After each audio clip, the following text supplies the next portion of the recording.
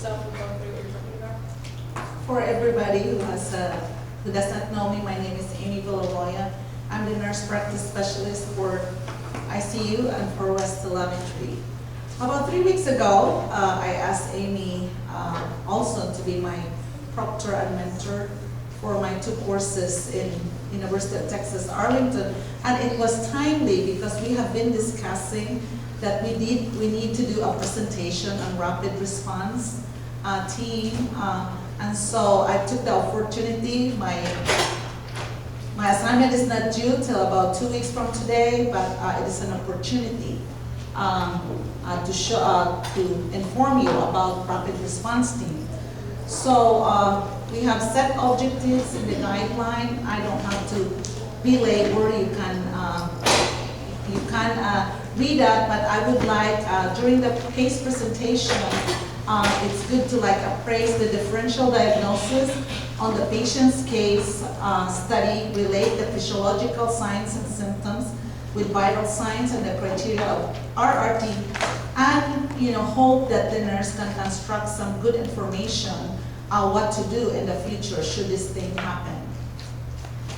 So if you need to get access for rapid response team policy, it is in ADPC 123, and that is in CODI. So the goal for our rapid response team is really to reduce cardiac and respiratory event in the hospital, reduce or timely transfer of patients to the ICU, reduce patient intubation, reduce number of hospital deaths. So how do we call RRT? So what number do you call? It's pager 439. And for patients, family, they call 4717. So you can inform the family that. So who are our members important in the RRT? We have the charge nurse in the ICU first and foremost, and then the emergency nurse is the backup. And they are a clinical expert. They provide, assessment skills, support the family, and also facilitate timely transfer. And the respiratory therapist is her ally. They provide advanced respiratory assessment, immediate oxygen therapy, delivery of aerosolized medication, assistance in delivering mechanical ventilation, and of course we use CPAP or BiPAP to our patients with respiratory conditions to alleviate the problem. How about you? What are your roles? So staff nurse responsibilities are you have to stay with the patient. Upon arrival, the RRT team give history, including the admission diagnosis, abnormal labs, condition, and past shift, and who has been notified. And if the therapy has already been ordered by physician, have it available. That way before you call the RRT. And then of course the speedy transfer of patients, liaison with family, and ensure the patient's chart is at the bedside. So I'm not going to regurgitate, most of you know the criteria of how to call RRT, but it pertains mostly to respiratory, cardiac conditions, acute changes in level of conditions, decreased urine output, acute strokes, severe sepsis, and AMI. And these are the interventions that our charge nurses will initiate. However, they still need to call the physician, so we need a doctor's order. They initiate this, but they have to call the physician. So these are our data, and this is from January to June 2014, and I report at least twice a year to quality counselor between July and February of each month. So as you could see, we have, for the past 6 months, we have 182 calls. However, 29% or 54 calls were from our family care and labor and delivery and their newborns. So as you notice, they're equally distributed, and the least amount is from 5 E's. So we want to know what 5 E's is doing, because they are consistently the least number of RRT calls from that department. And the outliers are imaging and outpatient surgery. The rest of the unit are about equal. And I also check how many RRTs are called within the 2 hours of the shift. Why are we waiting to call that long for our patients? You know, why do we need a change of shift? So as you notice, it's 29%, 53 are being called within the 2-hour period. So we need to intervene timely. The top most reasons in adults is respiratory, altered level of consciousness, and heart rate decrease or increase. And in our newborns, it's mostly respiratory and infant evaluation. So these are the disposition. Where would the patient go after RRT? And as you notice, most of them stay in the room. The charge nurses intervene with physician orders. A small amount goes to tele or remote tele, and in the middle are patients who goes to the ICU. And there are about 12 cases that turns out to be code blue when the patient's charge nurse, when the charge nurse goes to the unit. And this is the average time the rapid response team. So it's 30% of the time the ICU can leave the unit after, within 30 minutes of the call. So our duty is to assist the charge nurse because they are working charge nurse. There's also issues in ICU, so we need to help them so that they can leave within a half an hour. So this is our patient that we can digest and learn from. This is a 58-year-old female who came with no significant history. Came to the ED on 9/21, late evening, and her problem was nausea, vomiting, times 4 days. She went to 4 East early morning. So as you notice, urinalysis is positive for bacteria. However, she is negative for sepsis. Her lactic acid is 1 millimole. So what are the other diagnostic should be ordered on this patient? Abdominal pain, nausea, vomiting, times 4 days. I have no ED nurses here. So first of all, what is it, Sarah? Bowel obstruction. Spot on, suspect bowel obstruction. So what diagnostic is important for this patient? KUB, what else? CT scan. CT scan was ordered and it was canceled. I don't know why, because apparently they got hold of the GI consult and said, no, she will be right on, we'll do EGD, and then if whatever, if there's no problem, we'll do colonoscopy.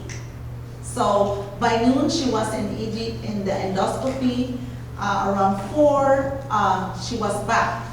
So GI consult wrote in the EGD note that the patient has gastric polyp. Her gastroesophageal junction is about 33 to 34 centimeters, so some slight narrowing. And she has small bowel, in the small bowel she has ileus. And bowel preps were older, and it's like the usual, Dopalax, magnesium citrate, lactulose golightly, and thankfully the nurse got all this medication right away from our pharmacy. By like 4:15, the max citrate was given, and by 5 in the afternoon, the golightly was initiated. So what's your expectation for this patient with all these laxatives?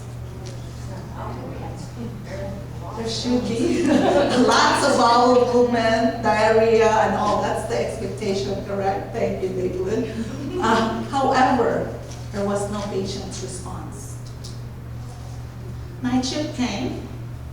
At 8 o'clock, she was medicated for pain, and she categorized it at 9 to 10. And then by 9 o'clock, the nurse called the hospitalist because she was concerned of the blood pressure of the patient, and an order of nitropase was given. And then the 21:45 GI consult was called, made aware, that she can't tolerate Golightly anymore. She's more bloated, and the doctor ordered enema. What assessment skill is necessary for this patient? Bowel sounds, okay, and what do you anticipate? The patient has ileus. What do you anticipate the bowel sounds would be? High pitch, okay, but sometimes bowel sounds could be what? Deceiving, okay? So, and of course, most importantly is really palpation, okay? That's right after, you know, your inspection, auscultation, what else? Palpation, percussion, and last is palpation. And what are you looking for when you palpate the patient? You know, is there any rigidity? You know, board-like symptoms. I think we were zeroing in on the pain of the patient and the blood pressure, and we forget the most simple step in our nursing action. So at 22:50, the Flitz enema was given. Well, if those potent laxative didn't work, do you think the Flitz enema worked? It did not. So around past midnight, the nurse called the on-call physician and told the physician that the patient has described her pain, severe, sharp pain in the abdomen and unrelieved by the lauded. And the blood pressure is skyrocketing from 190 to 197 to 161. And the patient already received 2 doses of the lauded, and the last one was up before midnight. So what do you think the differential diagnosis can you think of this patient that she's having? I know, Sarah, you mentioned about the bowel obstruction. Most likely perforated bowel. So anyway, what can you relate the fight response for this patient with regards to the vital signs? Now she's getting clammy, diaphoretic. So of course, you know, your sympathoadrenal, system is working. First, it's release your catecholamines, increases your heart rate, then your adrenals response, and so it increases your blood pressure. So around 1:48, rapid response was called. And the nurse, we checked her blood sugar just to check what the baseline. And as I mentioned before, she has already in pain, so the sympathoadrenal response is blood glucose should expected to go high. So at around 2:04, the rapid response. What are you thinking about? It's the timeline, right? Well, the nurse, ICU charge nurse was also responding another call. So, but the nurse called the physician, okay? She called and then when the charge nurse from ICU, she repeated the vital signs, and the vital signs is still up 199, 91/139, 121 heart rate, and saturation is 97. The charge nurse in ICU is worried, so she ordered a chest x-ray. So like you, many of you, she probably believed that the patient had, with a sudden severe sharp abdominal pain, the patient had what? Perforated discus or bowel. So very speedy, the patient went to telemetry within 10 minutes. However, the nurse for Forwest wasn't comfortable giving, there was a Prisilin ordered, but she said, she called the doctor, her heart rate is greater than 120. So the doctor called back and said, okay, gave labetalol. And so after that, she rechecked half an hour, and the blood pressure was good. It was 163 over 120. And then around 3:15, she was able to give the hydralazine because the blood pressure is still high, and because the heart rate it was now down to 90. However, when she rechecked 15 minutes later, her blood pressure is 117 over 69. So what's your action about the BP? Want to recheck it, it's like, and really assess the patient, what else is she? So and by this time, the patient, when you have pain, and I can relate to this patient. I was in this hospital for 6 days with almost similar problem. And I tell you, you just have to stop to think being a nurse and become a patient. And I did not want anything.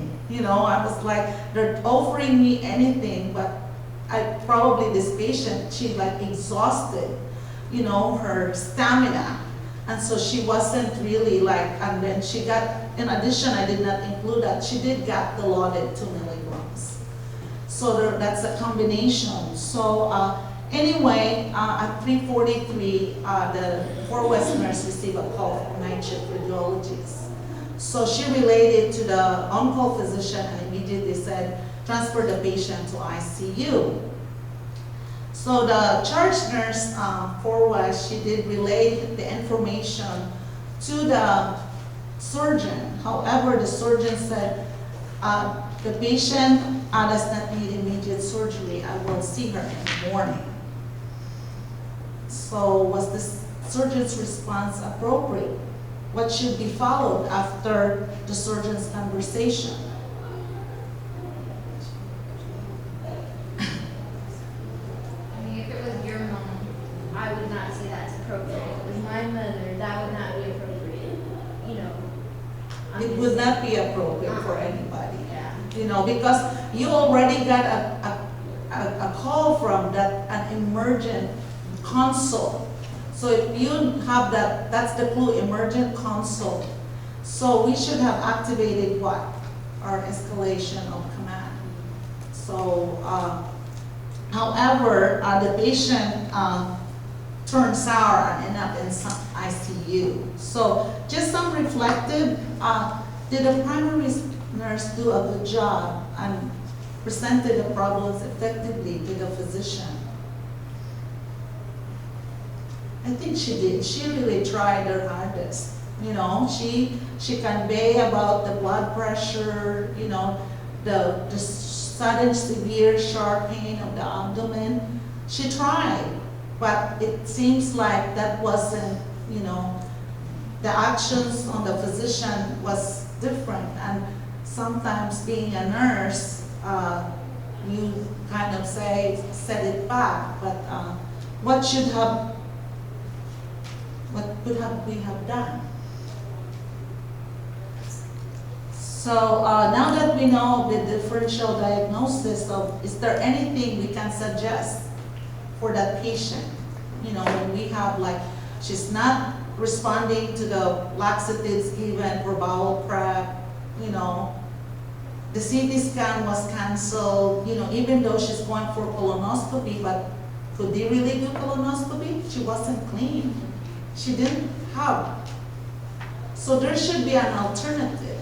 And we can suggest. And I was really very thankful to the nurse that took care of me, because that's what she did.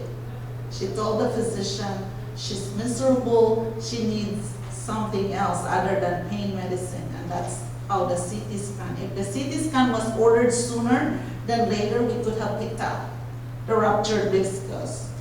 So was the telemetry best option for the patient? Sometimes on night shift, that's like, okay, not quite an ICU patient, so okay, let's send to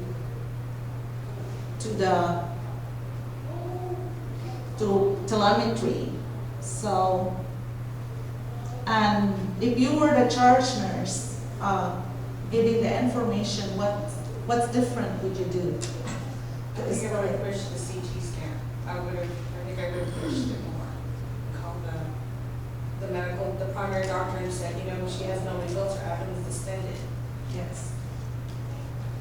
And so, thank you for all your responses, and that's what we need. You know, we need our staff to have that power and for being empowered. That, you know, they can suggest something, and if they're not really getting any results, they need to move up to their chain of command. So, thank you for listening to me, and is there any question? Did the patient make it home? The patient's still here and she's doing well. Okay. So, She had a birth. she did. She had a ruptured discus, and so, but she's doing very well. When did it, was it 20?